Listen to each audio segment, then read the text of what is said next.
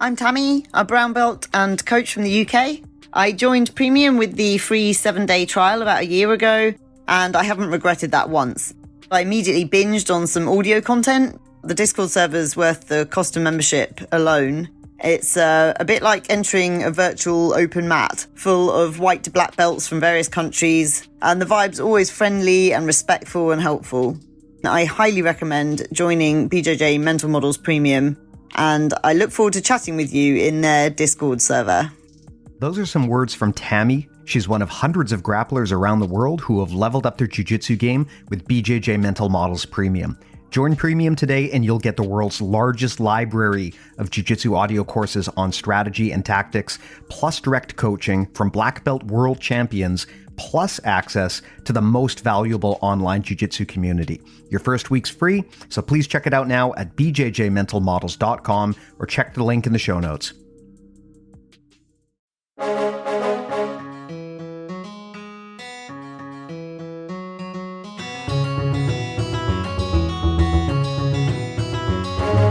Hey, welcome to BJJ Mental Models, episode 260. I'm Steve Kwan.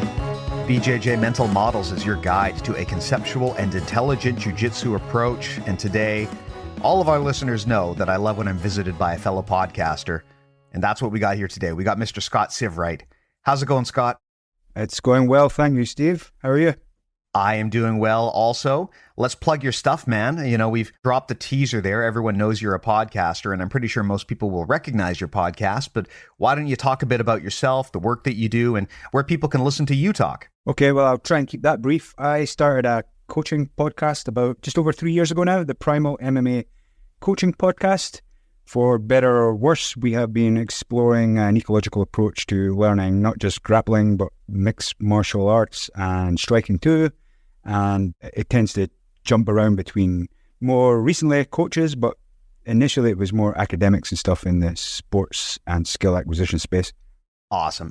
Yeah, your podcast, I mean, if someone is a coach that really wants to dig into the reeds, your podcast is one of my favorite ones to do that, simply because you do get so technical and you go so deep into this stuff. And it's cool that someone is exploring that. And that's kind of what I wanted to talk a little bit about with you today here. Now, you mentioned eco. I think a lot of people are probably going to be familiar with the general idea. We've had some guests on who have talked about it recently, but maybe from your standpoint here, if you were going to kind of explain eco to someone, and I asked this selfishly because I was just asked to do this the other day, and I don't know if I did a good job, but if someone asked you and said, hey, look, I've never heard of eco, what is it? For someone who has no background in that, how do you explain to them what it is and why it's important and even worth learning in the first place? Well, first of all, it's a challenge, and when I start trying to explain it, there is a lot of buzzwords, a lot of jargon and terminology that people aren't used to, and that can come over as pretentious or, unnecessarily wordy and just kind of put people off. So I'm trying to change how I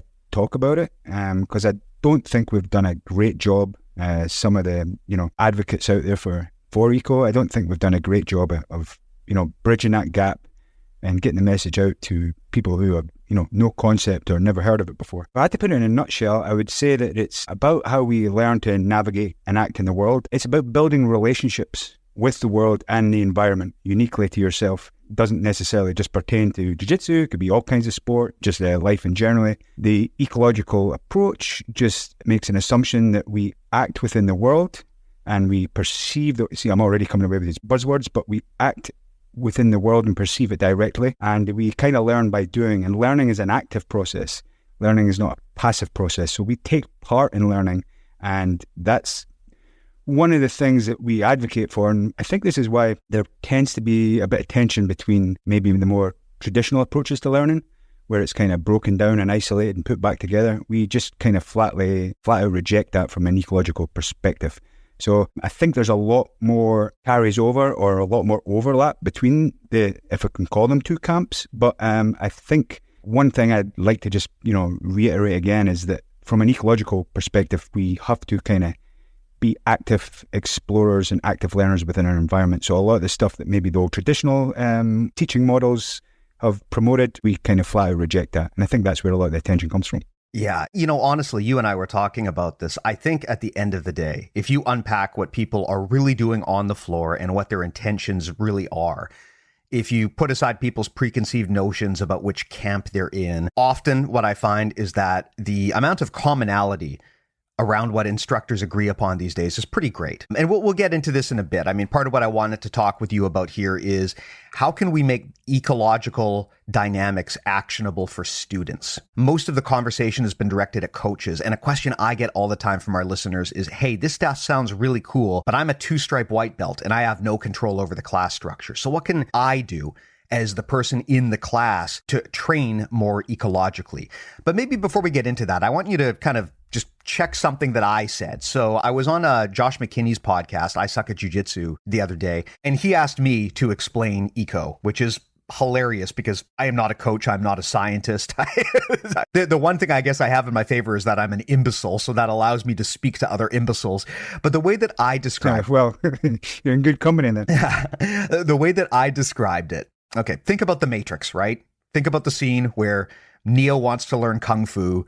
So Morpheus and crew, they plug a needle into the back of his head, they upload Kung Fu into his brain, and poof, just he learns Kung Fu. Eco basically just tells us that that's impossible. That's not how our bodies learn to move. And I don't think there's a single person out there that would disagree with that. I can give you all of the information about how to do an armbar, for example. I can sit you down and make you watch hours of armbar instructionals, and you can understand it conceptually just absolutely perfectly. But until you've actually tried to do an armbar, it ain't going to work, because it's one thing to understand conceptually what the idea is. It's another thing for your body to be programmed how to move. And there's a variety of reasons why eco tells us that we learn the way that we do. And that's kind of what the ecological approach in my mind is useful for, which is it informs us about how human bodies learn better. And the main takeaway is, like, people have to figure it out on their own. Yes, we can talk to people, we can tell them techniques, but at the end of the day, I can never simply download a technique out of my brain and upload it into yours like the Matrix. All I can do is give you some guidance to kind of help you figure it out on your own, because we all have different bodies. The situation's always variable. Anyway, that's the answer that I gave. How badly did I mislead people? Is that like an okay layman's definition? Well, I'm at a disadvantage because I've actually never seen The Matrix. But no, I think you did a pretty good job there. One thing I'll put in it might sound as I'm come across as a purist, but I don't think the ecological approach is telling us how we might learn better. I think it's trying to explain how we learn. But as far as your kind of summary, your synopsis went there, I agree. I think you did pretty good. Awesome. Well, this to me, like you said, as I think where a big part of the disagreement is, people often look at eco as a method. But it's not a method. Eco is a series of scientific findings. It is something that you can use to inform your method and to build your own method on top of. But there's no point in the ecological framework where it tells you, okay, this is how you teach someone to do an armbar. It just gives you some insights into how, to the best of our knowledge, human beings develop movement-based skills. And so I think this is, again, where people might have a bit of a misconception about it. They think that eco is like the Atkins diet, where it's telling you exactly what you need to do and you're either eco or you're not. But it's not, right? Eco is more like gravity. It's a concept. It's a way to explain the world. It applies whether you're informed about it or not. It applies whether you believe in it or not. But it's in your best advantage in a lot of situations to understand how it works. And that's kind of how I look at eco. The eco doesn't tell you, and this is where I think some of the friction comes from. You'll hear a lot of eco people talk about fully abandoning all techniques. I mean, you don't necessarily have to do that if I understand correctly. I mean, you can kind of dabble into it and move progressively into that level. I think the main thing is that I want to clarify is that eco doesn't prescribe to you what you need to do. It's just science. It just explains how we think things work. I think you're right there. And I think this is a common thread that I'm seeing, when people are going back and forth that, that practice is so IP or this practice is so ecological. Now, I think there's certain practice activities that lend better to either maybe an information processing approach or ecological approach, but it doesn't tell you really anything about the activity itself. It's just a lens to look through. Now, you can teach it like a technique, and that's worth maybe just addressing too, the difference between maybe a technique and a skillful action. But I think you're correct there. It's just a framework, and you can absolutely teach a technique ecologically. I think what we're speaking about in a dynamic sport like martial arts is that we don't put a great deal of, say, emphasis or importance on an idealized technique. We know there's some things work better than others, and that kind of informs how we design our practice. But to your point, there's no such thing as an ecological practice or an IP practice. It's just frameworks and lenses that you can look at practice activities through, and it helps guide the practice design. Yeah, makes a lot of sense. Now, in terms of how this is going to help a white belt or someone who maybe isn't even a white belt, but is just a white belt in eco, if they're hearing this and they're thinking, man, this sounds complicated, I don't get how it impacts my training. What I would say is, look, if you have been training for more than 5 years, there's a good chance that you probably came up in a school that uses the old method. And by the old method, I mean, you show up to class, there's a bunch of random drills that have basically nothing to do with what you're going to do in class just to get you warmed up. Then the instructor shows 3 techniques and you drill them against an unresisting opponent. And then you do live sparring, which is just complete open season. Anything can happen. I've always kind of referred to that as the old classic 3-part way that a lot of gyms teach. And the main issue is that's based more on tradition and intuition than it is on something that actually works. Because if you've spent a lot of time in that kind of class, as I have, you'll observe a few things. First of all, you'll observe that the warm-up drills are basically useless. Even if you try to make them relevant, they probably, in most gyms, are not going to be things that directly actually help your jiu-jitsu in a meaningful way.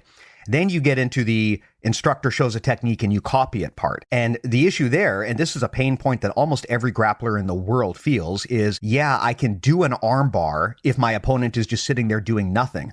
But the instant they put up even the most tiny bit of resistance, everything falls apart. Part of that is just because in a real fight, there's just so much variability. And that's kind of where eco really shines, is it gives people a practice method and a tool for figuring out how to deal with variability and get experience with variability. And then the last part of the traditional class is just open sparring. And honestly, I mean, that's probably the part of class that most people enjoy the most because it's fun.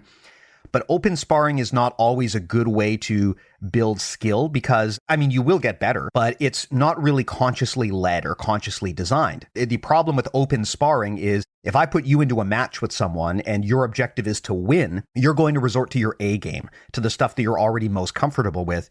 You're unlikely to try new things or to explore out of your comfort zone. And that kind of variability really helps with training. So that's why in most gyms, they will employ some degree of constraints. And at the absolute simplest, they'll say, okay, we're going to restrict the field here. So your goal is we're just doing guard passing or something like that. And that's what we call positional sparring.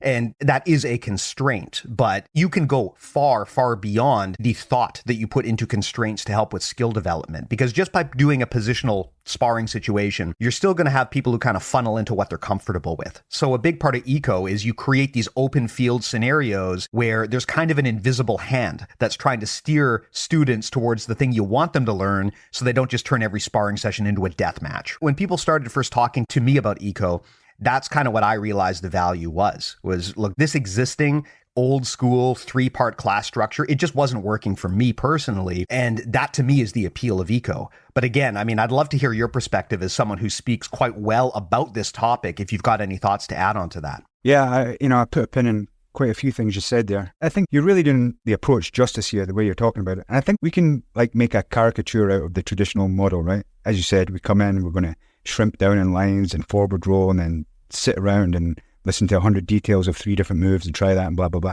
I'm not sure that's quite as prevalent as it used to be. However, I'm still somewhat surprised. And without naming names here, I had someone come in for a free trial the other day, visited another gym, and they were only allowed to participate in the warm-up. So he said he did some, I think he was calling them inchworms, which I presume were shrimps. And then they said, okay, that's it. It's too dangerous to go ahead of this. So I think that caricaturized model that we're talking about still exists to a certain extent in a lot of gyms. And the problem with it is I don't think that it's just not necessarily the most effective way to learn. I think it could be quite boring. And from a getting people engaged in the sport kind of thing, I think we're doing them a disservice. Kind of crass the way I talk about things sometimes, but it seems like we treat new students as if they're stroke victims and we're having to learn how to move all over again. And I just don't think that's the case. So what the ecological approach is doing is it's just taking the role of a coach rather than being just to deliver knowledge of techniques into a passive group is, like you said, identifying where challenges are for different learners, whether they be brand new first day people on trials or whether they've been at it for 6 or 7 months and so on and so forth, and just dialing in that appropriate challenge point. Because that's something that's spoken a lot about in the ecological approach and overlaps in all kind of learning environments, is that challenge point, that pushing people to the end of their comfort zone and, giving them engaging problems to solve is where the learning really seems to happen. So it's certainly not a hands-off approach for coaches, but it's a very, very different role. And it's a tough role for coaches because, one, they have to take a leap of faith and say, I'm not really sure how effective this is, because we have to measure learning over the space of weeks and months, not over a session. And it takes away the status of a coach in a sense that, hey, look, I have all this knowledge. I've been doing it for a long time. And look, I can tell you, I can talk chapter and verse about every single position and scenario and technique.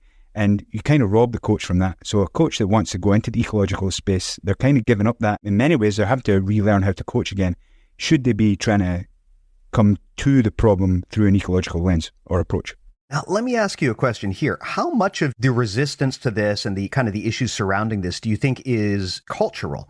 And I ask this because, and when I say cultural, I'm not talking about like a country. I'm talking about the culture of jiu-jitsu as a whole. The reason I ask is because, when I got into jiu-jitsu, the marketing at the time was like, this is the technique that was used by cage fighters to win in the UFC. And very much the philosophy of how to onboard a new student was throw them into the shark pit, let them get tapped out by a bunch of blue belts. They're going to see that this works. They're going to be so impressed. They're going to sign up their first month of jiu-jitsu, right? That was the idea. Now, to some extent that works, but I would say that there's a few problems with that approach. First of all, it sets the culture that this is a fight club, not a learning lab. And, when people talk about how it's too dangerous for white belts to spar, I always think that's very much on the feet of the instructor, and it's part of their problem. I mean, you can't just say it's because a bunch of white belts who are completely peaceful in life just randomly decided to kill each other on the mats. A big part of it is because you sold this to them as a fight club. You told them the goal of every session was submit or get submitted. That's very different from telling them that we're doing skill development games. And to me, that is one of the most appealing things about eco. It makes jiu-jitsu playful. You're not in there necessarily to tap some person. You're in there because there's a skill that you want to learn, and your quote unquote opponent is an active participant in your skill development. They're your friend. They're not your victim. So I always wonder how much of this resistance is cultural and is just because people think of jiu-jitsu as a fight club, whereas maybe they should be thinking of it more as a learning lab. Yeah, I think you're right, but I think everyone's kind of comes down to the culture, and I think we'll get onto that there, how we bring people into our environment, into our learning culture, so to speak, and how you build that culture up. For us, my partner Ben and I, we are on the mats for all the trialists, the foundations from day one. So to broadly answer your question, it's all cultural. I'm not talking about from different countries or whatnot either. It's the culture that you build, and everyone comes in with different traits, different capabilities, different action capacities, different psychological traits. To your point, some people would thrive in a fight club. They would thrive, and you could beat them 24 hours a day, 7 days a week, and they'll come back the next week, and other people be immediately put off. So I don't think there's a perfect answer for that either, and that's again puts the onus on the coach to read the room, get to know their students, and try, and it's not easy, Steve, but to try and find appropriate level of challenge for each individual, which across a group is a real challenge. But I think it can be done better and worse, if that makes sense. Yeah, it's funny. A while ago, I was talking to Doug Lemov. Yeah, I'm sure you know who Doug is. Yeah. He's an author. I've read his book. Yeah, he's amazing, an amazing resource if you want to kind of learn how to bring teaching best practices into the sports and the coaching world. But I remember I was having a chat with him, and at some point it clued into him that, look, unlike soccer or something like that, where you can be relatively sure that the same group of people are going to show up every day and they're at the same skill level and you know who's going to be there. I explained to him that, look, in jiu-jitsu, as an instructor, you're going to have a room full of 20, 30 people. You have no idea who's going to show up to your class before they do, right? In most gyms. I mean, it's not like it's the same team every time. People show up whenever they want.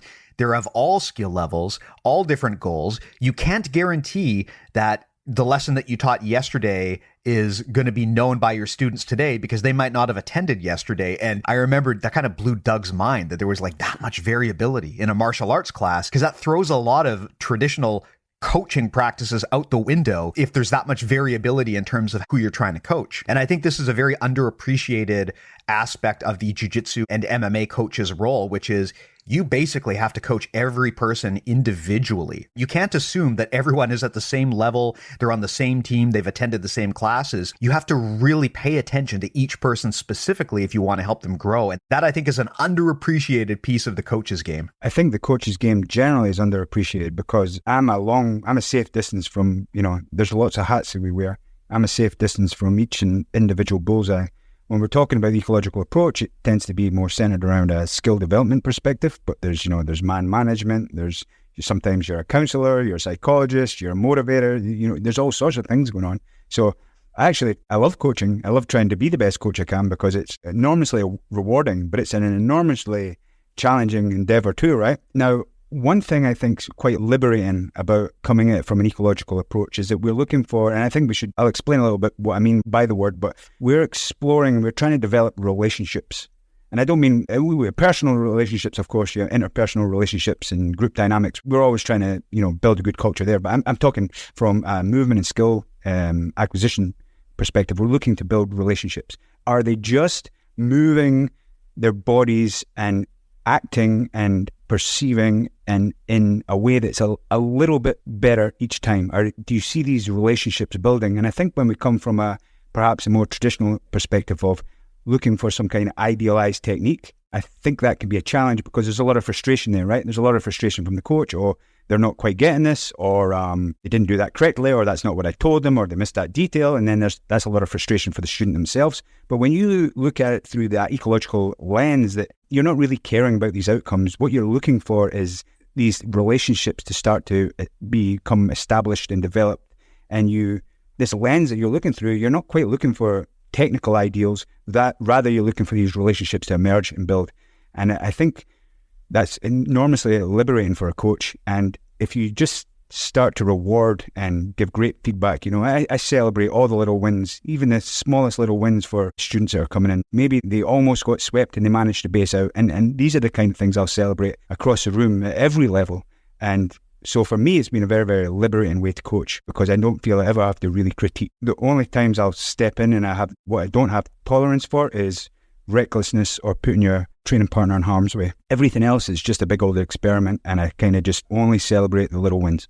Nice. I love that approach too. And I agree that it makes the room a lot more fun. If you measure success in the gym exclusively by results, like who's winning the rolls, who's winning the tournaments, there's a variety of problems that can occur. One is it could destroy the collaborative nature of the gym if you look at everyone there as your enemy that you have to defeat. Additionally, like I mentioned earlier, it can steer you away from developing new skills because if you think you're in a fight, you're always going to use your sharpest weapons. I'm not going to start working on random techniques if from an identity standpoint, it's important to me that I win this role rather than learn. And it's just more fun, right? I mean, if as a coach, your focus is student retention for most people, and again, your mileage may vary. Like you said, there's a lot of highly competitive people out there that thrive in a pressure cooker environment. But I'd say for most people, you want to have fun and you want to enjoy the people around you. You don't want to hate or dislike or be afraid of the people around you. And every gym that I've ever seen that really succeeded over the long term, whether it be a hobbyist gym or whether it be a highly competitive gym, it was the fact that it was fun that kept people engaged and kept people there. And if you don't like your training partners, if you don't have that cultural connection, it's very, very hard to retain students because they're not having fun, right? And what is the point of anything if you're not having fun? Well, we'll keep coming back to that word culture, yeah? I couldn't agree more. So there's certain things I really believe in, and what we're doing here and how we coach. And there's some things, I'm kind of on the fence. I could be persuaded otherwise. We don't have a curriculum. We're primarily no-gi, so we don't rank. We have a foundations program that is lively and fun enough that higher level students come in. So I talk about them as being my room full of ambassadors, right? So because we've decentralized the coaching and there's no kind of one authority, there's always this kind of support system built into the foundations class. That whole kind of cliche, the two spazzy white belts going together. We don't get too much of that here because we tend to partner people up and they gravitate towards, people, they start to bond and we change everyone's partners up in that. And what's been really, I think, valuable for us is having a very, very diverse group and each person really supporting the next wave that are coming through. And one of the constant bits of feedback I keep reminding everyone, we all had our first day once. No one cares what you look like. Clumsiness is a feature of the learning system. It's not a bug. Frustration is a feature of learning. It's not a bug. And again, this is just building a culture from the ground floor. Everyone feels safe to come in and make mistakes. Again, it's another cliche, but and Doug Limhoff talks a lot about it. It's a lot of Dweck's work, creating that kind of psychological trust within the group that you're safe to make mistakes. And that's something that I think has helped our people thrive. Psychological safety, that's the word I was looking for. Yeah. I think that's highly important for a variety of reasons that actually go beyond skill development. Psychological safety is also very important for conflict resolution in the gym, right? I mean, how many examples have we heard of something terrible happening in a gym and it just got hushed up and no one wanted to talk about it? I mean, psychological safety is the control mechanism that's going to help you as the coach manage the culture and know if something is happening. And also it's going to be the thing that allows people to kind of go out of their comfort zone and look vulnerable. For people who don't know, psychological safety is a management practice. Basically, the idea is you want to encourage your people to be vulnerable and speak their minds. You never want a situation where people are afraid to look weak, because that's just going to result in people closing off. And in the context of skill development, that means they're not going to try new things because they don't want to look bad in front of their instructor. So again, very much a cultural thing that you can model here. Now, here's a question I have for you, right? I mean, I would hope that by this point, we've kind of explained what eco really is about and what its benefits are. And there's going to be a lot of people out there listening to this who say, man, this sounds amazing. I wish my gym was like that. My instructor is doing things the old way and I'm not learning and I'm frustrated and I want to try this. But the problem is I'm a one-stripe white belt. I have no say in how the class is run. And this I'd love to get your feedback on, because almost all of the conversations I've heard about eco are from the coach's perspective, about how you can, from the top down reorganize your gym so that it's got a culture of eco.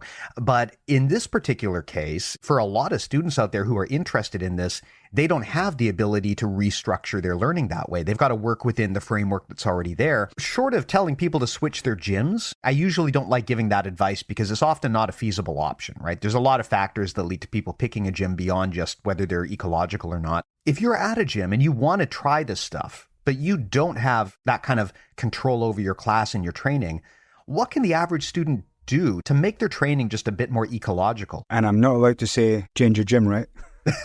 Well, I mean, at some point, that's always an option. There's a lot of reasons why people would want to change their gym, but sometimes it's just not feasible. I mean, if you live in a remote or rural area, sometimes there's only one gym there. Your choice is either train there or don't train at all. I get the question. So the question would come, where can you identify the opportunities to scratch your own itch? I love that little phrase, because we give a ton of time for people to scratch their own itches. Steve, I'm sure you've got parts of the game that you've been drawn to for whatever reason. There's things I like to do within the sport, and you can call it your A game or whatever. And so that's a balance, right? You don't want to get stuck in to be too one-dimensional in sport and whatnot. But if they can just start to, one thing you've probably heard us talk a lot about from the eco guys is coming in with some kind of intention and guiding your attention to where these kind of key features of the exchange or the dynamics might be.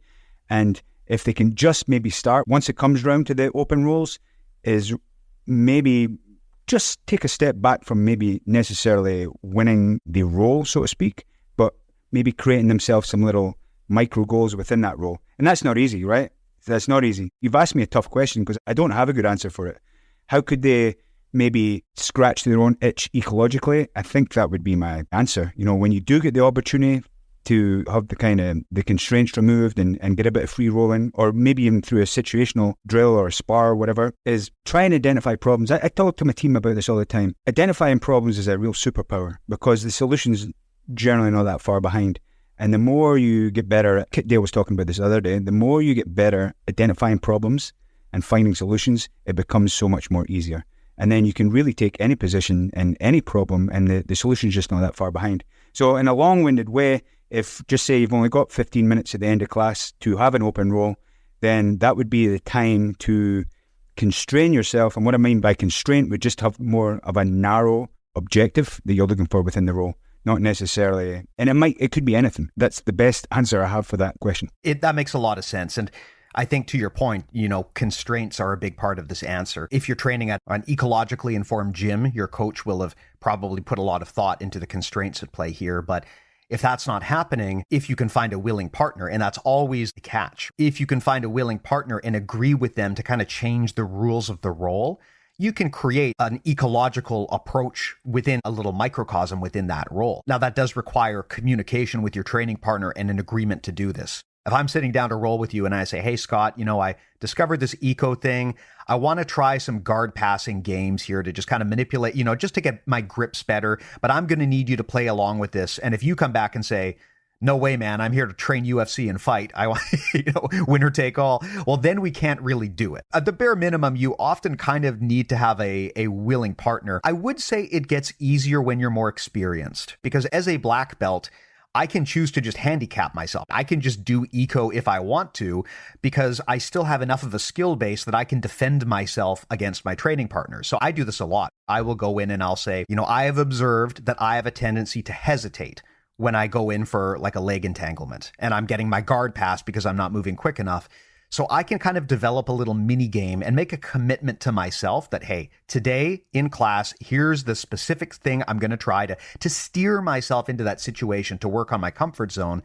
And, my confidence is high enough and my jiu-jitsu is good enough that if it doesn't work, I can still survive and I can probably force the roll back to that position so I can get more reps. But it's harder if you're a white belt, right? Because everything is new. You don't know what's going on. You don't have the context to make these kinds of decisions. The only thing you can really do, I think, is get a willing partner who's willing to help you out. Right. And again, that comes back to the cultural aspect. I'm going to have a little stab at you here. You said you hesitated a little bit. I don't know if that's actually a problem you have. I would suggest you're maybe getting stuck in your head and overthinking it a little bit. But anyway, to bring you back to the cultural part, again, my gym is not for everyone and it's not how everyone should run their gym, but culture is really important to us, and having this kind of supportive framework where everyone's kind of exploring that ability to, and we give our people a lot of that autonomy, right? Within either MMA, striking, grappling, I'll have them design their own games for a portion of the class, because that gets them kind of thinking more kind of from a constraint-led approach, what we're trying to do. It gets them to identify problems that perhaps they're enthusiastic about, and it gets them to get behind this game design, endeavor.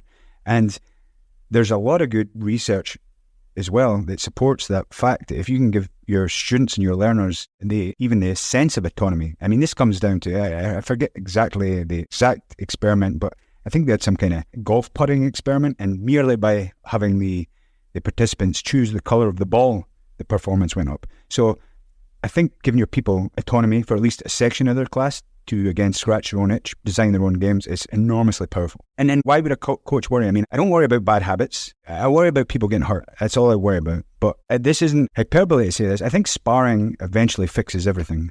And so I don't really worry about people giving a white belt giving someone another white belt advice, because I don't care about that, because it's either going to work. The advice that white belt is given either works or it doesn't.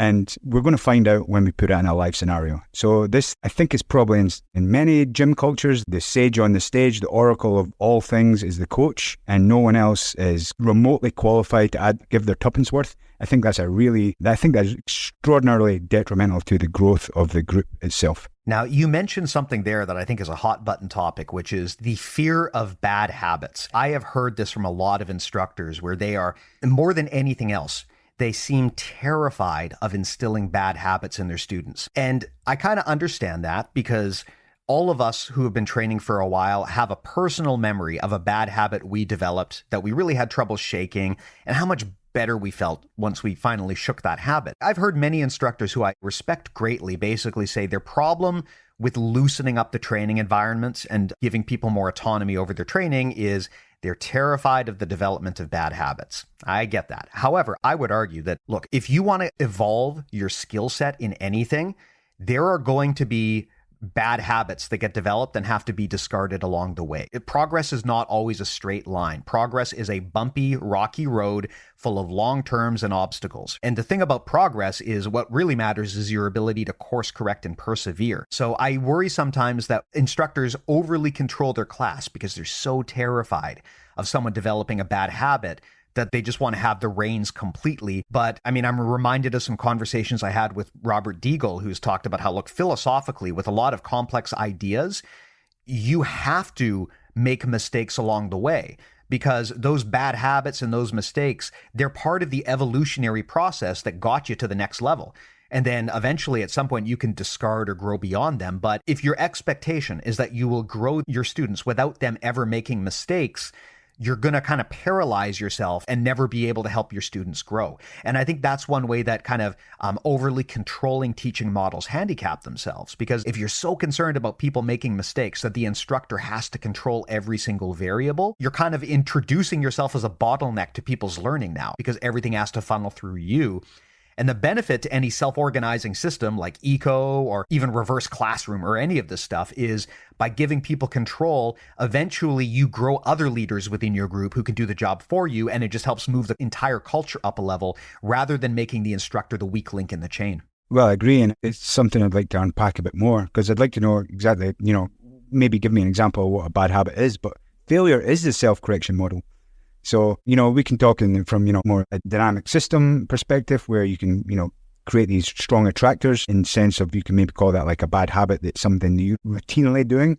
There's a tendency for them to less likely to develop if there's this constant self-correcting, the failure in itself and the valid feedback that you're getting, the immediate feedback, or did it not work? Did it work? Did it kind of work? Did it fail miserably? This is what helps develop skill. In and of itself is self-correcting. So again, I don't really know. I think it's a mute point. I don't even know what a bad habit is necessarily, and why would I worry about them? They're part of the learning pie. Yeah. Well, the example that I can give that comes up very often is beginners are often told, like, let's say that you're mounted on top of me. Beginners are often told things like, never extend your arms. You got to keep your arms in tight and cover your neck. When someone's mounted on top of you, that's kind of the standard defense that many white belts at many gyms are taught. What I've sometimes called the Home Alone defense, right? Where you put your hands up onto your cheeks like Macaulay Culkin. And now the thing is, in a lot of ways, that particular defense is not really optimal, especially at a high level. There are better things to do if you want to defend yourself and escape the position from mount than just sit there at the bottom with your cheeks covered. That said, many gyms will employ that method as a defense for very early on white belts, almost like training wheels, because out of the gate, your goal here is not necessarily to show people how to defend perfectly and have black belt level defense from the bottom. The goal is just to prevent people from getting armbarred or choked in stupid ways and to give them some level 1 defense. But what almost any grappler is going to develop over time as they get better is they're going to realize that's really not a good defense across the board.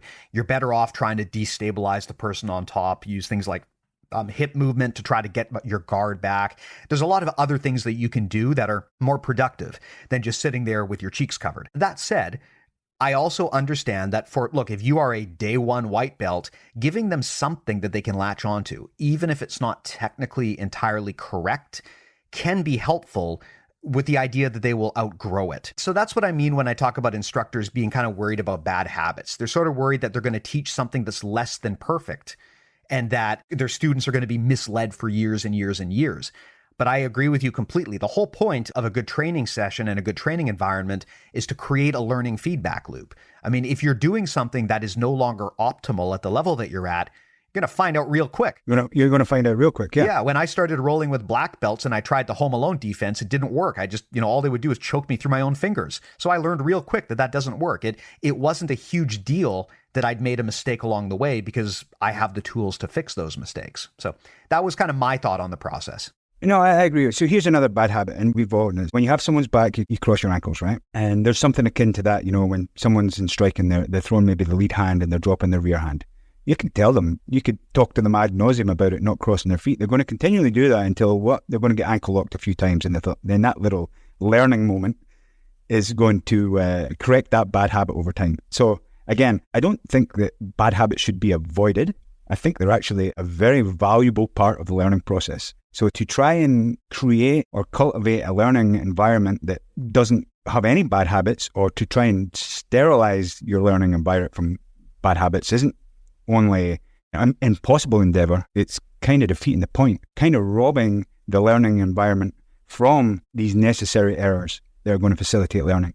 And from the ecological approach, the coach does most of the work in setting up the practice and then, adjusting it on the fly, just, with the levers and buttons and knobs and trying to get the challenge point right during the practice. But for the most part, it's the environment that's doing the teaching. Yeah. And this is one of my favorite objections to eco, honestly, is where people say, well, if my coach is doing a fully self-organizing structure, that means they're not doing any work. Why do I need a coach if they're not telling me what to do? Why am I paying you however much money every month if you're not actually doing your job? And I mean, to that, I'm sure I don't need to convince you, but what I will tell anyone is, regardless of whether we're talking about martial arts or the workplace or some other organization, self-organization is almost always going to be more work for the people on top than just telling them what to do, right? Like, it is not easy to build a good self-organizing culture. Because like you said, you as the instructor now, you have to be acutely aware of everything that's going on in your room, and you have to create those silent goalposts that steer people back into the right direction. That is a lot harder than just telling people what to do, right? If you want the easy thing, just grab 3 techniques off of YouTube and show them in class and tell people to do them. That's the easier approach. But the problem is, like we talked about earlier on this episode, any student who's been in that system a good period of time will have probably eventually gotten frustrated because they hit a plateau, right? Self-organization is not easy. And I think it is just an absolute myth when people think that it is easier somehow than a more old school approach. Running a self-organizing environment, whether you are a manager at a company, because this is actually a major area of business process development in the last 60 years or so, right? Making your teams more self-organizing. It is a boatload of work to do. It's a lot easier just telling people, hey, do this right now or you're fired. However, self-organization often outperforms those kind of more classic command and control methods over time, right? So that's the reason we do it, is because, yes, it's more work, but it yields broader results. Yeah, well, I mean, I think self-organization is just a fundamental part of the universe. So I don't think we switch it on or switch it off, but I think we can rely on it a bit more. But yeah, to your point, to the larger point of the whole conversation, this is very, very difficult for a coach that's maybe been doing this a long time. I'm not suggesting stuck in their ways, but there's I'm stuck in my ways in many ways that I coach. But to completely abandon or go 180 from the approach you've had can be a real difficult for the ego. It could be a real scary place to start for coaches. And this is often why we maybe tend to, when we were originally approaching this problem or trying to, spread the word of ecology and grow our cult, so to speak, we'd start on the warm-ups, and because this was a low-hanging fruit, maybe just add a little bit more liveliness, a little bit more decision-making, a little bit more unpredictability to your warm-ups would be a good way to go. And from there, maybe coaches could start to appreciate how engaging it is, how effective it is, and build from there. But to your point, I have a lot of sympathy for coaches because I used to be one, right? That was a sign of my coaching effectiveness. Look how many details I can give you here. Aren't I fucking wonderful?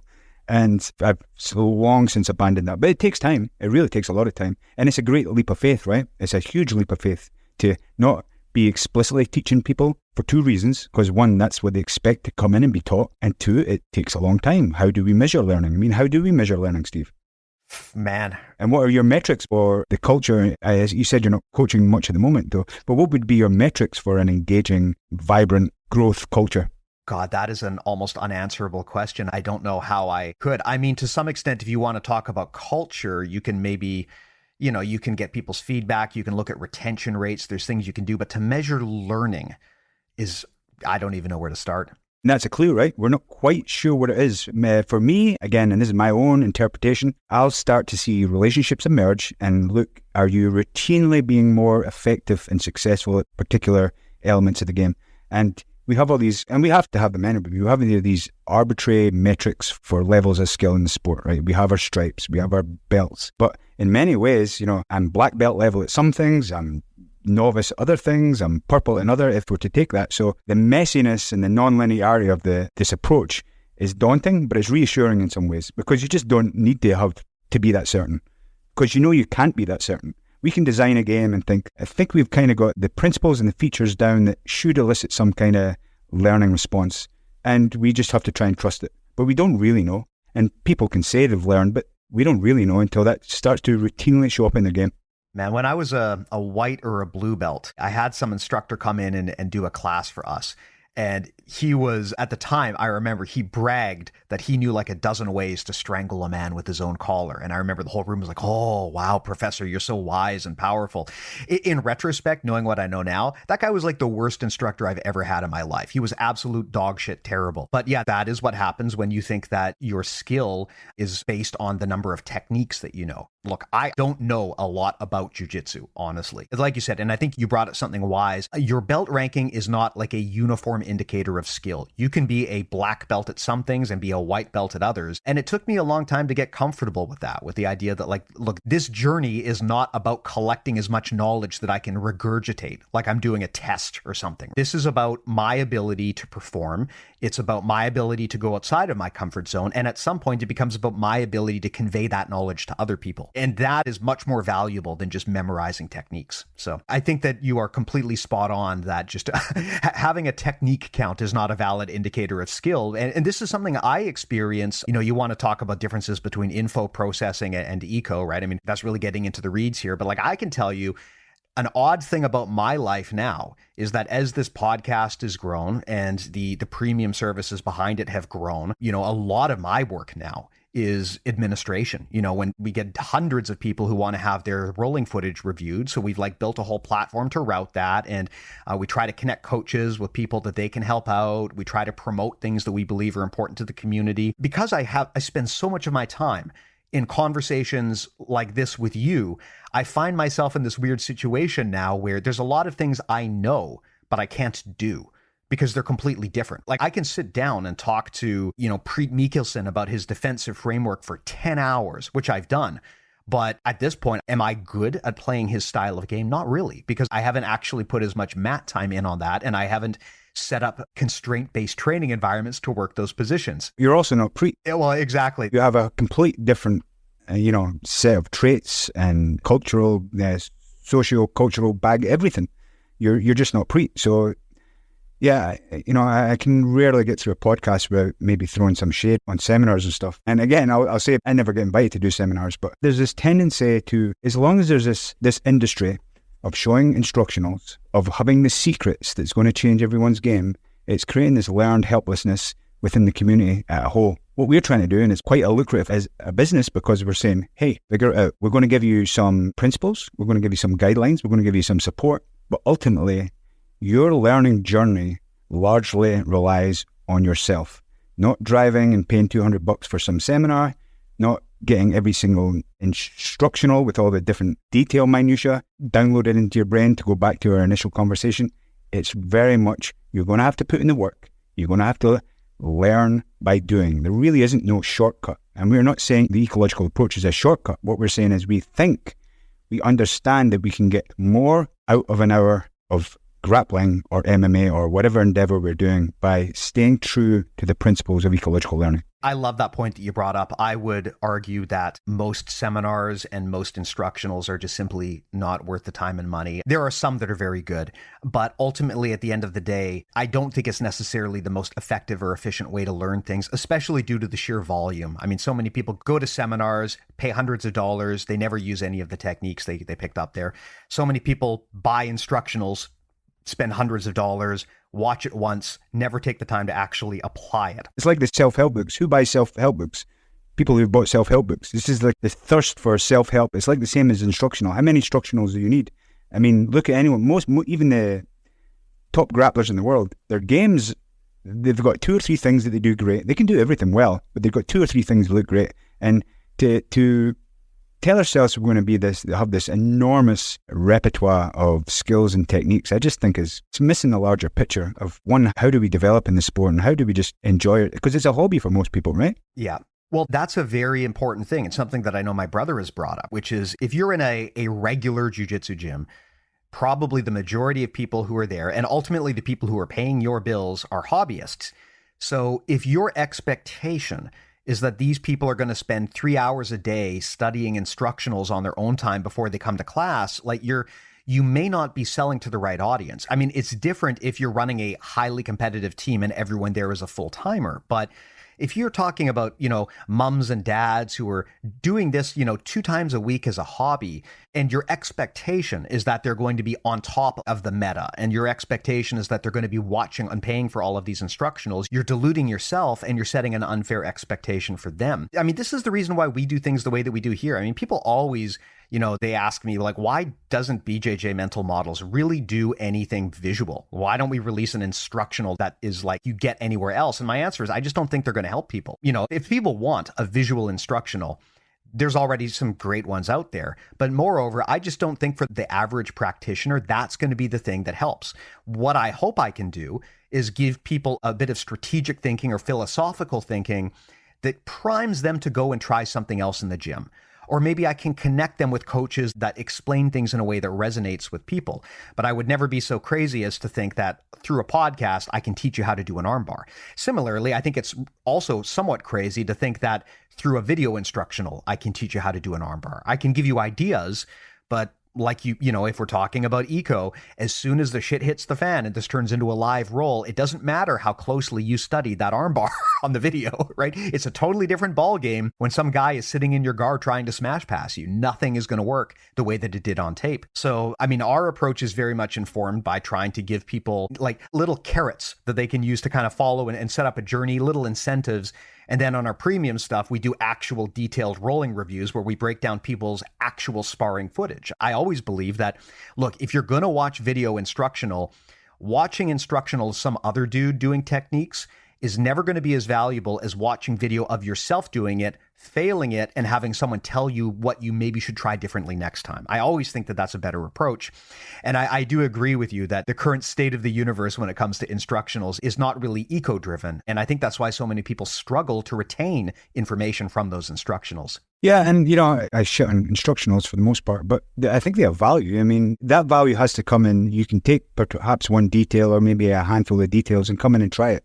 There is no shortcut. And again, I think it just perpetuates this codependency of a coach and a student for the student to be spoon-fed the answers from the coach. I think that's unhealthy in the long run. I think it's ineffective in the long run, and it's not going to push the sport forward. To put it in a nutshell, I'm trying to make my students here as independent as possible. And to your point about, some are just hobbyists and want to come for a social outlet. It's their friends are here.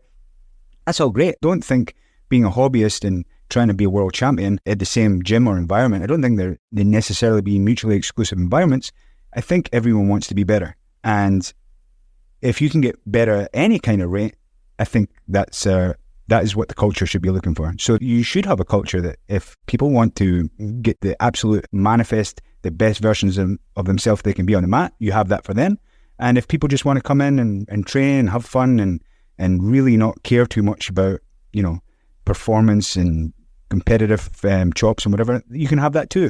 And I think in a well-structured, and I'm hesitant to use the word structure here, in a well-planned ecological environment with different levels of challenge throughout the gym, you can create a culture that's vibrant for everyone. I think where eco is actually especially useful is when you've got a highly diverse environment. When you've got a lot of black belts sparring with white belts, that's where I think eco really shines, because you can have asymmetric constraints. I can put one set of constraints on the black belt to effectively handicap them to make the role more fair.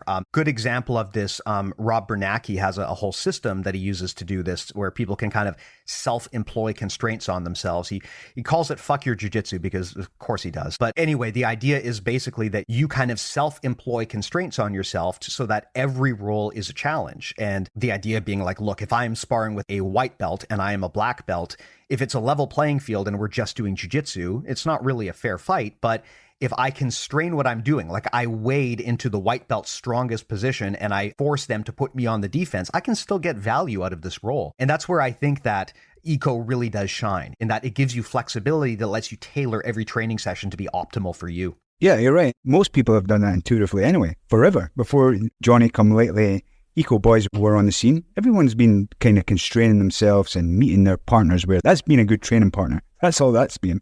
That is irrespective of what theoretical framework you are, be a good training partner. Let me dig into that, because that I think is one of the main criticisms that I hear of eco. I don't know if it's really a criticism, but maybe some pushback is when people have eco explained to them that look, you're using games to kind of steer teaching towards the area where people can develop the skill themselves. The counter argument that many people will give is, well, but that's not new. Just like you said, I mean, you can look back decades and you can see Kit Dale, Ryan Hall, Rob Bernacki, all of these people using these techniques. It's not new. The only thing that's new here now is we're tying it to the scientific framework.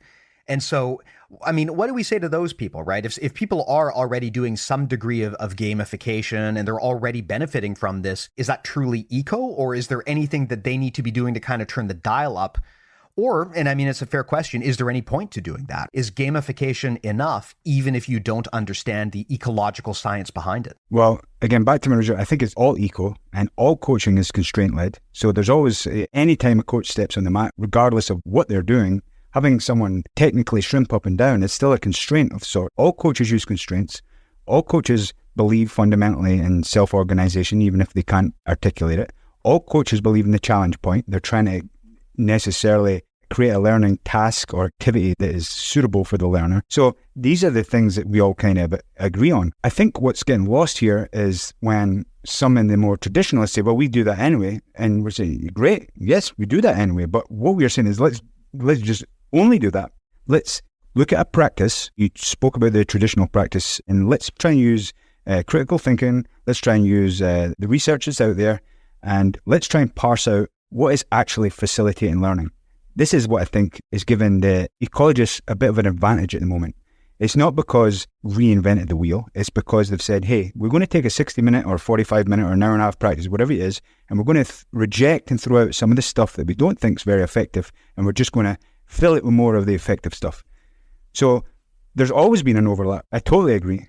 And maybe push that point home. Do you think, it's a rhetorical question, do you think you could get good at jiu-jitsu by only static drilling? I don't think anyone's advocating for that, but we're just saying it's unnecessary. If you can identify there's better ways or worse ways, or there's more effective practice activities and there's less effective practice activities, I think what the ecological approach and lens is giving you is say, okay, let's take all the really effective stuff, boil that down so it's retain its effectivity, but keep it at an appropriate challenging level from someone who's coming on day one to visit your gym all the way up to preparing for ADCC trials or whatever. And let's just have more of that. Now, this is where I think people have a hard time wrapping their head around what eco is proposing. A lot of people are under the assumption or the understanding that if someone is doing true, pure eco, they're not teaching techniques at all. So I know, for example, I've heard people say that, Chris Paynes doesn't teach techniques. His students just evolve them organically. Greg Sauter's the same thing. I'll jump on that wagon too. I don't teach techniques. Okay, but so here's the thing, right? To a lot of people, that sounds preposterous. And much of this, I think, is probably because people grew up in a certain system and it's hard to look outside of the, the neighborhood you grew up in. But I think the other thing too is I think people have a fundamental misunderstanding of what's being said. Can you maybe walk me through this? Like if we're saying you don't teach techniques, what does that actually mean? Like what does a class look like? Because surely at some point, there has to be a level of common understanding. I'm positive that if I walked into your gym and I said, show me an omoplata, right? I'm positive that all of your reasonably advanced students could do that. And that means that at some point, the technique existed and was communicated to them because we have a shared language. But so at some point, the technique does exist within the gym. So how do you balance that between this idea of, but we don't teach them? That's, I think, the thing that many people get hung up on because it's so counterintuitive compared to the old training methods. I think you have a good and valid point there, right? And you're right. It seems preposterous that you would come to a gym and the coach isn't showing a technique. And again, I do mean it. I don't teach techniques. Now, teaching a technique is just such a heavily constrained action. It's still really part of the constraint-led approach in many ways, because if you're teaching a technique, you're constraining it that it's almost impossible to fuck up, right? But to your point about, especially now, right? And this reverse classroom model that keeps popping up. In many ways, we're all running a reverse classroom model, right? As soon as we open our phones, there's instructionals where lots of us like to watch grappling and stuff. So from an ecological perspective, where the mind is embodied and embedded in our environment, they're inseparable. Always seeing things happening. We're not saying mimicking and copying what other people do isn't a part of the ecological approach. Not at all. So I think over time, these things do appear, and I'm not trying to skirt away from your answer here, but often we might start people close to a finishing position of a said technique on that, but we won't be explicitly teaching the steps of a technique. An arm in choke, maybe different configurations where we can give them names. Omoplata, that's a little bit different, but we can design games that will tease that out organically. So am I kind of squirming out of things by saying we don't teach techniques? Perhaps, because maybe we're leading people almost to that technical space, if that makes any sense. To say we sit and call techniques necessarily by their name and go and practice that sequence with the different steps. We don't do that. And I think to the point is everything's emerged organically over time. And what the coach can then do is expedite that discovery by nudging people and nudging their attention to certain areas. Let me ask you this, Steve. Do you think we've discovered every technique that there will ever be in jiu-jitsu yet? I don't even think we've discovered every technique that we're going to discover this month, man. I mean, the evolution of the sport is crazy fast. I got white belts or buggy choking purple belts and brown belts here. I mean, I just said we didn't do the ranking, but like other people come in. So again, we're all kind of running this reverse classroom model. This isn't the old days where you had to go and get a picture book out of the library to study techniques. They're just rammed in our faces every time we open our phone now. So I think that's whether it's either subconscious or we're kind of picking up on this. Oh, that looked cool. I tell people that all the time. I don't care if you saw it in a fucking Batman movie last week. Come in and give it a try. Because you never know if you're going to scratch down in something, what you're going to unearth. There's some treasure down there somewhere. Go and try it. And I think when we're in this space where people have interest in jiu-jitsu, they're watching it, they maybe have instructionals, they maybe saw something on an Instagram reel. In many ways, that's, again, it's the kind of environment that's leading them to that point of discovery. Yeah, no, that makes a lot of sense. And I think the thing that I would want to double click on there that you said is that the thing about eco, again, it's not a method. It's not like the Atkins diet where you're either doing the eco method or you're not. It's a scientific framework. And the idea is it attempts to explain how the human brain and body work together to teach us new movement skills. You can't choose. I mean, if we presume that eco is true, you can't choose to not be eco, right? Because this is just how your body works. That would be like saying, I choose not to obey the rules of gravity. You don't have to believe in it. It's going to impact you one way or the other. So from a coaching standpoint, understanding eco at least can give you a leg up because it can help you organize your class more effectively because you will have a better understanding of what we believe to be the best way that human beings learn movement. You can strip away some of those things that maybe aren't optimal for learning skills and focus on things that maybe are. And you bring up a great point, on the topic of do techniques exist or not? People always freak out about this because they think it's so absurd that an instructor could teach without teaching techniques. And I think sometimes they think that means that the techniques don't exist. Like I saw people on Reddit joking around about how like Greg Souders must blindfold his students so that they can't see arm bars and stuff because it'll, mess up their concept-based training. That's not what happens. Like these techniques still do exist, but I think where that, the actual nuts and bolts technique-based stuff is helpful is for conveying understanding. It gives us a shared vocabulary. I can walk into any gym in the world and I can say, show me a triangle choke. And everyone in the gym will understand what I'm talking about. But the beauty of the situation, and this is where eco comes in, is no two people will do it the same. It's no two people are going to show me the same triangle. They will all have a different way of doing it. So it's actually not the same technique. That's the point we're making, Steve, and I think you articulated better than I. We're saying so what is the technique? If everyone's doing it slightly different, there's variation in every time it's done. There's different forms of resistance. So it starts to become slippery. What is actually a technique? I would say that I've been talking about this recently, that coaches teach for aesthetics and technique, but when it comes to game day, they really don't give a shit about that. They're caring whether you win and what's effective. I see this in striking all the time, right? And especially in the striking arts, I don't care how beautiful your quote unquote jab is. Are you routinely landing it in a fight and not getting scored on? So coaches on game day give two shits about technique. They're caring about effectivities. And what the ecologists are saying is we are designing games and practices that tease out and strengthen and develop effectivities, not techniques. Yeah. I mean, if people want to know how in their minds they can rationalize these two things, that's the answer I like to give. Techniques are important for conveying understanding. Same with like mental models. When we talk about these mental models or concepts or principles, like, look, I cannot teach you how to do jujitsu just by talking at you. Right? I can't. At some point, you have to do it. If someone sits down and they marathon every episode of BJJ Mental Models, but they never actually train, they're not going to be able to do jujitsu. Now, they might conceptually understand it, maybe even to the point where they can communicate it to someone else and they can speak the language. But that is a very different skill set to actually being able to do the job on the mat. I think where the friction often comes up is people often think that eco is an attack on the idea of having techniques. And I would say it's not really. We just have to understand that these are two different things. When we talk about techniques, these are labels and concepts that we use so that we can communicate with each other and convey understanding.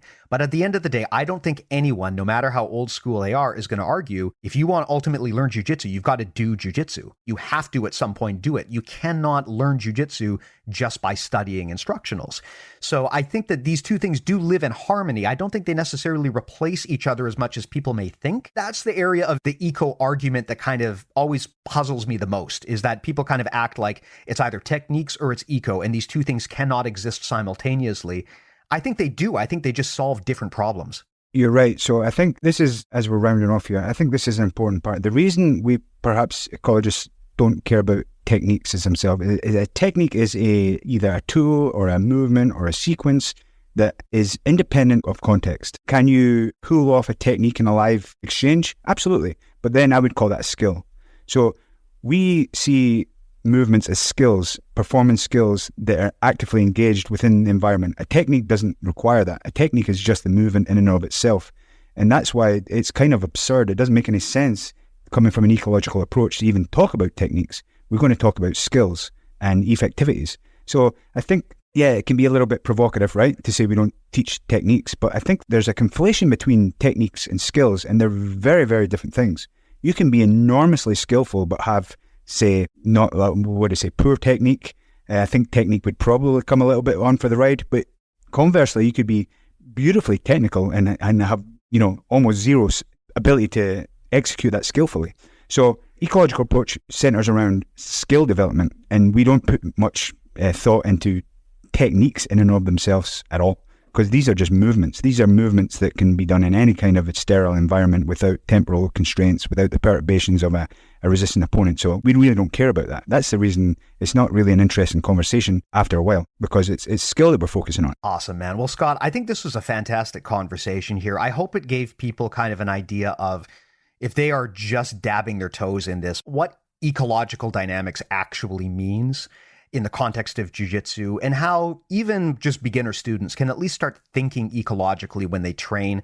But beyond that, man, before we tie this up, were there any closing thoughts, things you wanted to touch on that we didn't cover here today? Yeah, just one thing. I know we didn't get too deep into the science here. One, because I'm probably not the best spokesman for it, because I'll make a real horse's arse of trying to explain some of the concepts, but the ecological approach does make a bold claim, right? We perceive the world directly, and perception is direct. This kind of goes against most other traditional models of learning and teaching and development, is that we think we perceive the world directly, and all the information that our environment's given us is enough to act accordingly. We don't need to do this extra processing. And almost every other theoretical framework around perception, around learning, it has this kind of cognitive middleman, that we take in all this information, we do some calculations and processing, and then boom, the brain instructs the body in how to move forward. And it's almost like so this cognitive sandwich. So it is a bold claim from the ecologist. We don't have that cognitive sandwich. We are dealing with the world directly. And just to finish off there, I've still got a little niggling doubt in my head whether I can absolutely say for certain that we perceive the world directly. I believe it. It's very persuasive to me, but I don't know for sure. So there's that little caveat there, and I'll stay agnostic. But for the most part, I think it's a wonderful way to learn, and don't be too put off by the buzzwords and the terminology, because once you get used to using them, they're just words. Absolutely. Well, I think we had a great chat here, Scott. I mean, if people want to dig deep into eco, there's really only a handful of places that are going to cover things in the kind of depth that you do. So why don't you go ahead and plug the podcast, how people can listen to your stuff, and how they can reach out or contact you if they want to chat with you, connect with you, get advice. How do they go about doing all of that? Okay, well, you can always contact us. We're mostly active on Instagram under Primal MKE. We are an MMA gym, fully committed, for better or worse, to an ecological approach and environment. Thank you for allowing me to plug my own podcast, which is the Primal MMA Coaching Podcast. It's not nearly as established or as polished as yours, but I'm working on it. And if any coach reaches out to me at all, even if to tell me I'm full of shit, which I welcome all kinds of feedback and reach outs, and I'll endeavor to communicate and get back to anyone who gets in touch. Yeah, if you are a coach that likes to really dig into the reeds, I mean, the thing I love about your podcast is it targets a specific and important niche. I can't think of many other people who do. It is a very deep, science-based podcast where you talk to some of the other, really the key practitioners in the sport, right? A lot of the names that people will have been familiar with on our podcast, they've spent a lot more time talking to you in a lot more depth about these things. So if someone out there is a coach, they're interested in eco, whether they want to just understand it more or whether they want to kind of transform their gym's training methods, and they want to go real deep, your resource, the Primal MMA podcast, is the number one I would recommend. I do have to ask, though, I've always wondered, where does the name come from? What's primal about it specifically? Like, what was the selection behind that particular choice of word? Actually, I didn't love primal when my partner came up with it, but I run a gym with my partner, Ben Schultz, and he came up with it. I thought it was cheesy as fuck, but lo and behold, it's on my hat, it's on my clothes, it's on everywhere I can get it on now. I'm sticking my name on it, so it's just how it came around. Dude, I can relate. I cringe a little bit every time. And whenever someone tells me they like BJJ Mental Models, I kind of think, fuck, if I guess, this is another good example of, could you have grown to the point you're at if you hadn't, done things a certain way many, many years ago? But I don't know if I'd go with the same name now that I did back then. But in any case, man, yeah, I love your work. Thank you so much for coming by here too. I think this is a fantastic chat. As I always do, I'll put a link to all of that stuff in the show notes. So if you didn't catch the URL or you want to know where to contact Scott or find the Primal MMA podcast, just pop open your podcast player, go to the info or the notes or description or whatever it's called. There will be some links that you can just tap to hit that directly. I'll also put a link to our stuff. Everything we make lives at bjjmentalmodels.com. That includes the podcast, the newsletter.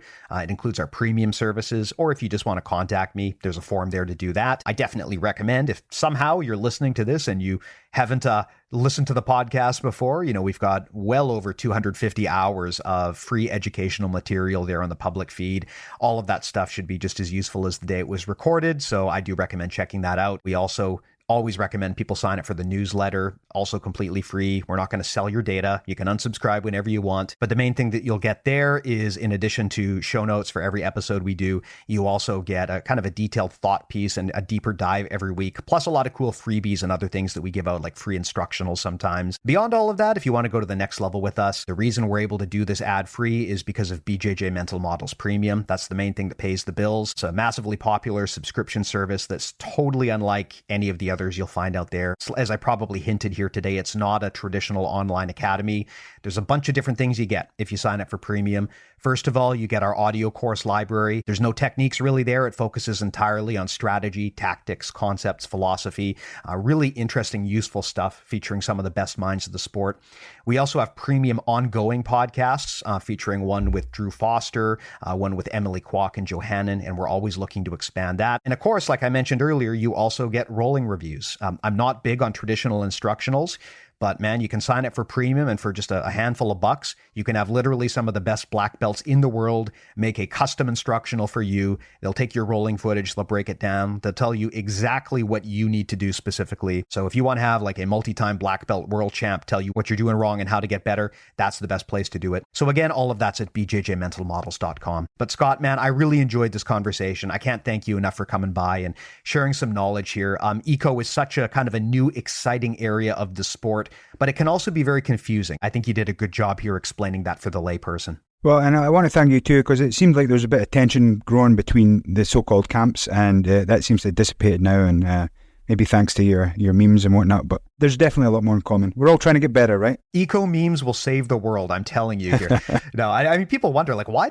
For those who don't follow us on social, we basically went on a bender and just posted a bunch of memes about eco. I mean, the reason I did that, first of all, is because at least once a year, I like to pour myself a stiff drink and just fuck around on the internet and make memes. But also just, I wanted to poke fun at just the ridiculousness of the situation. Seeing my friends and people I trust and respect fight over something so trivial is just, what can you do but really kind of poke fun at it? I think that kind of temperatures have cooled now. I think people have a clearer understanding of what eco is. And so I hope that, we will kind of see these practices continue to evolve and get deployed more and more jgyms. Yep, well, I hope so. As I say, if you're not in the cult yet, you will be soon. Yeah, it's like a subcult, right? Jiu-jitsu is the main cult that we're all in, and then there's the subcult of ecological jiu-jitsu. It's just like nesting dolls, right? Cults all the way down. Well, I keep saying, until we're fucking each other's wives, it's not a real cult. Oh, all right. You can cut that part out. Okay, Steve. I think I will leave it in. All right. Well, thanks a lot, Scott, man. I really appreciate it. All right, brother. Thanks for all you do. All the best. You too, man. And thanks to the listeners as well. We'll talk to you next time. Take care.